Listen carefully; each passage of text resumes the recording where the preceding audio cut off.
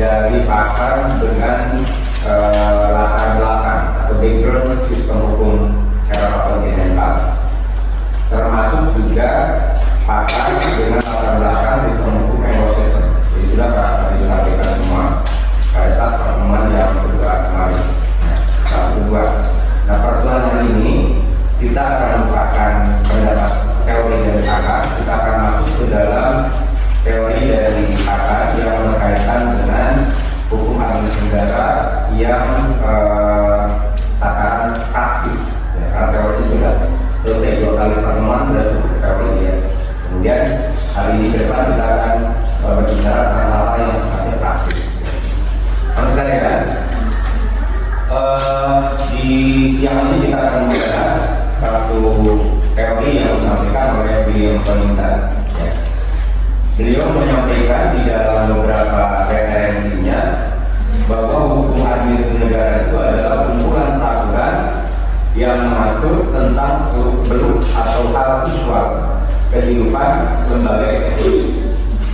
Jadi fokus daripada beliau pemintas itu bahwa hukum administrasi negara hanya diuntukkan untuk lembaga eksekutif saja. Bagaimana menjelaskan bahwa hukum administrasi negara hanya untuk kehidupan lembaga eksekutif saja? Sementara di sisi lain, kalau kita lihat dalam perspektif struktur pemerintahan kita, maka dapat dibagi menjadi 4. Ya, ada eksekutif, ada legislatif, ada yudikatif, ada evaluatif. Nah, apa yang disampaikan oleh beliau pemintas bahwa hukum administrasi itu hanya untuk kehidupan lembaga eksekutif saja. Nah, kita coba bedah teori ini. Yang pertama, kalau kita bicara eksekutif selesai, ya itu semua memang fungsi administrasi dari mulai presiden, presiden, gubernur, bupati, wali kota itu adalah fungsi administrasi. Ya, kemudian bagaimana di lembaga legislatif? Ya, maka yang masuk di dalam lembaga legislatif hanya anggota DPR saja. Ini perlu dipahami. Ya, padahal yang ada di DPR RI, yang ada di DPR itu berbeda. Ada juga, misalnya katakan di DPR RI ada yang namanya Badan Urusan Rumah Tangga, BURT, dikenal. Ya.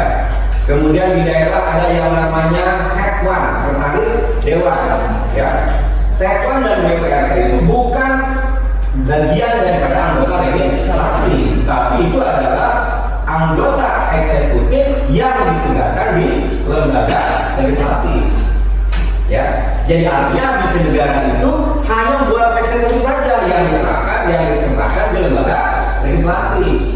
Di pusat di BPRT, di daerah yang namanya Sekwan, Sekretaris Dewan. Jadi kalau Anda belikan di Cianjur, Anda akan berhadapan-hadapan yang pertama bukan dengan anggota dewan, tetapi dengan anggota Sekwan. Itu Sekwan itu sudah fungsinya administrasi, dan itu adalah merupakan petugas eksekutif yang ditempatkan di lembaga legislatif. Yang pertama. Yang kedua adalah yudikatif. Ya, sekalian anggota yudikatif itu hanya hakim saja. Pertanyaannya apa yang pengadilan hanya hakim? Tidak. Ada panitra, ada ada bagian kerohanian, ya, ada bagian operasional, ada keamanan. Nah, orang-orang itu di pengadilan merupakan orang-orang eksekutif yang ditempatkan di lembaga yudikatif. Jadi yang dikatakan yudikatifnya adalah hanya hakim saja. Kalau di Cianjur misalnya katakanlah hakimnya hanya 15 orang, yudikatifnya. Padahal yang paling banyak adalah orang eksekutif yang ada di yudikatif. Jadi ini yang dikatakan oleh William Penindas sebagai kehidupan lembaga eksekutif. Bagaimana di lembaga evaluatif? Kita lihat misalnya BPK kan betul. Anggota BPK itu kalau tidak salah komisioner BPK itu ada 9 orang di Indonesia.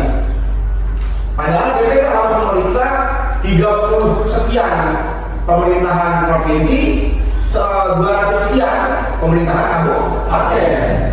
Maka yang memeriksa itu adalah merupakan ASN yang ditempatkan di BPK. maka itu adalah orang eksekutif yang ditempatkan di BPK. Maka evaluatifnya hanya anggota BPK saja. Ketua dan 9 anggota BPK. Yang lainnya berarti orang eksekutif saja. Ini yang dimaksudkan oleh beliau Konungkla. Jadi eksekutif yang ditempatkan di legislatif, eksekutif yang ditempatkan di yudikatif, dan eksekutif yang ditempatkan di evaluatif. Itu yang dikatakan hal ihwal kehidupan lembaga eksekutif saja. Ini yang dikatakan hukuman bersaudara versi beliau Konungkla. Jadi menurut teori ini kemudian bisa dipisah. Oh, orang yudikatif berarti hanya hakim saja. Selain daripada hakim, maka ada panitra, ada juru sumpah, bagian kerohanian, kemudian ada operasionalnya, kemudian ada keamanan dalam, AMDAL dan sebagainya. Maka itu adalah merupakan orang-orang eksekutif yang ditempatkan di lembaga yudikatif. Itu yang dikatakan fungsi administrasi. Demikian juga legislatif. Tadi di pusat ada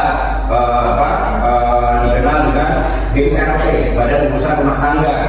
Kemudian di daerah ada Setwan. Orang itu ada orang eksekutif yang ditempatkan di dalam legislatif. Demikian juga evaluatif. Ini dasar teori. Ya, ini dasar teori. Nah, ini yang kemudian bicara administrasi negara. Kemudian saya lihat dari definisi di atas ini, di dalam literasi yang lain kemudian dibagi menjadi 3 pengertian. Teori yang berbeda. Yang pertama adalah kumpulan peraturan hukum.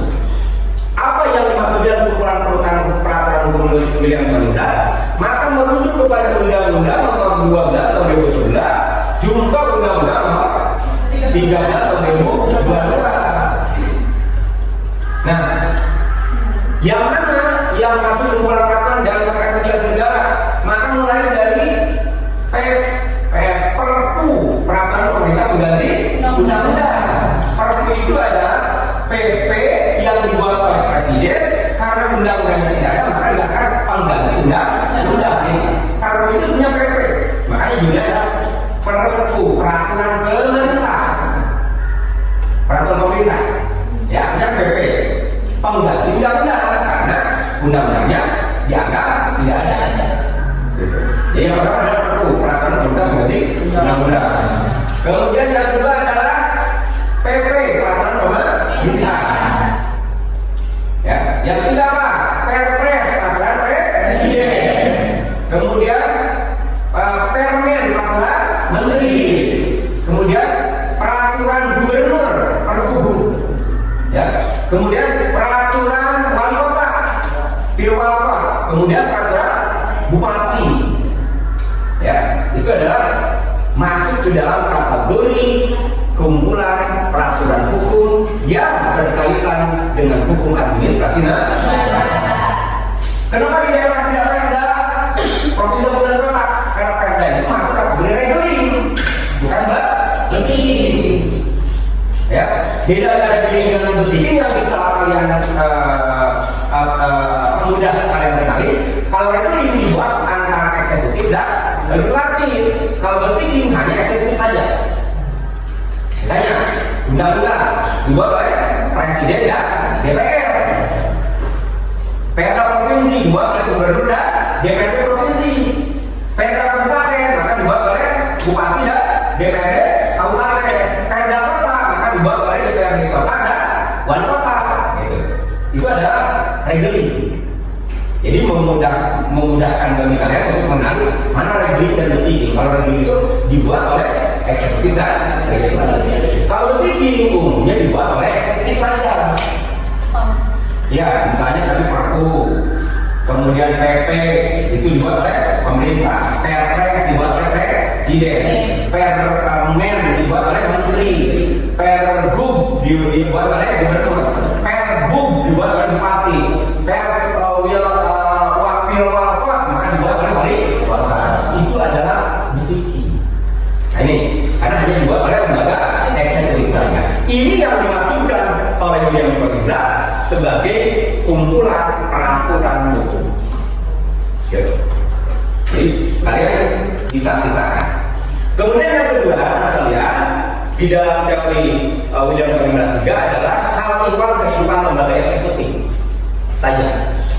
Ya, jadi tadi dikatakan bahwa kalau kita bicara tentang separation of power atau distribution of power tadi di tata negara kita bahas, ya, ada pembagian kekuasaan, ada pemisahan kekuasaan. Ada dalam bahasa Indonesia kan pembagian kekuasaan atau kita mempergunakan distribution of power, bukan separation of power. Kita mendistribusikan kekuasaan, bukan pemisahan kekuasaan. Karena kalau pemisahan kekuasaan, eksekutif tidak bisa buat undang-undang, tidak bisa buat regulasi eksekutif, hanya pelaksana saja.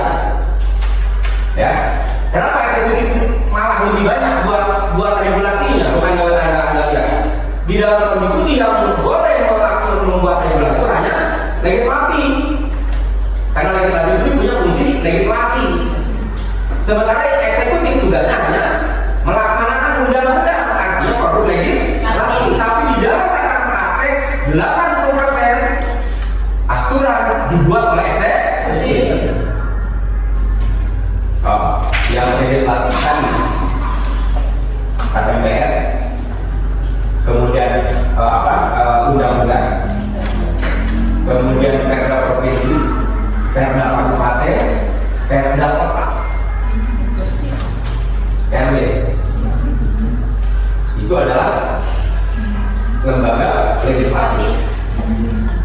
Ya tentu bekerjasama dengan eksekutif, karena ada dua, ada hak pilih eksekutif, ada administratif legislatif. Nah, kemudian aturan mana saja yang berupa eksekutif?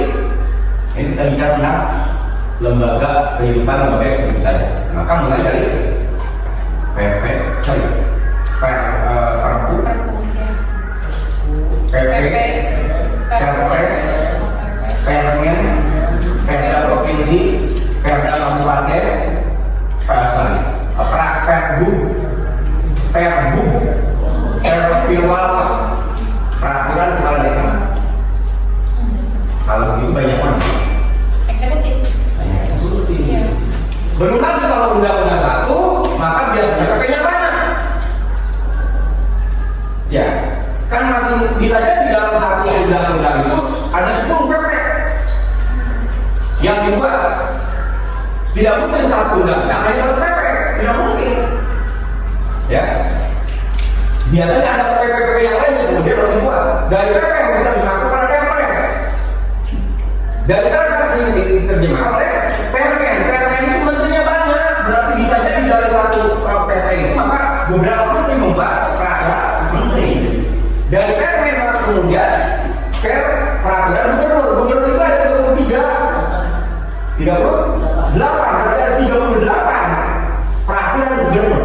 Kalau satu gubernur satu peraturan.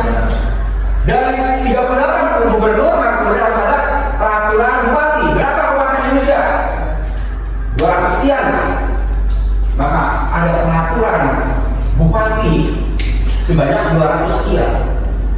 Kemudian ada peraturan wali kota sebanyak 100 sekian. Ini yang saya katakan di dalam tataran praktek bernegara, maka kewenangan lembaga eksekutif jauh lebih banyak dalam mendesain peraturan perundang-undangan. Maka Indonesia kalau demikian tidak bisa, dan di dalamnya ada ikut campur daripada negara. Dalam bentuk apa? Undang-undang migas dan undang-undang guru dan dosen. Yang kedua, ekonomi. Secara ekonomi juga sama. Kalian belanja, ya, ke pasar, ke toko, swalayan, ya. Misalnya kalau tidak tadi, ya, kalian dipajak. Ya. Kalian juga harus bayar retribusi, ya kan? Semua dipajak. Itu adalah melalui undang-undang tentang pajak. Maka itu bentuk turut campur, ikut campurnya pemerintah dalam lapangan ekonomi. Terakhir, budaya. Bukan beda. Ini. Kita ambil contoh. Kemarin kita bicara tentang jargon atau lex specialis, lex generalis. Hukum yang khusus mengesampingkan hukum yang umum. Ya, hukum yang khusus mengesampingkan hukum umum. Lex spesialis juga lex generalis, mana hukum yang khusus mengesampingkan yang umum. Kita ambil contoh ini. Di Papua itu sama dengan Indonesia. Ketika melakukan tindak pidana, maka hukumnya yang pakai apa? Kita undang-undang hukum pidana. Tapi di Papua kita melakukan pidana bisa dikambingkan. Boleh apa? Hukum adat. Hukum adat apa di Papua yang bisa mengesampingkan hukum pidana? Salah satunya adalah cara bakar batu. Ya. Jadi hukum adat bisa mengesampingkan hukum nasional. Itu lex spesialis juga lex generalis. Maka itulah yang dalam konteks budaya. Gitu. Ya, salah satunya. Jadi hukum nasional di Papua ya kalah dengan hukum adat. Mana kalau kita coba, kalau membunuh itu di dalam undang-undang hukum pidana berapa sih kisaran hukumannya?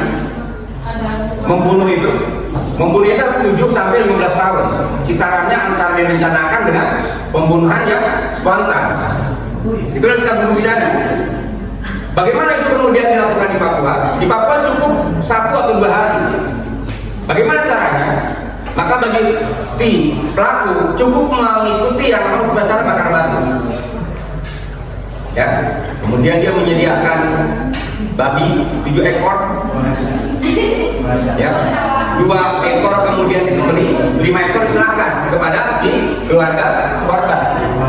Kemudian dicatat, disembelih, kemudian disiapkan batu yang sudah barat, ya, sudah dibakar.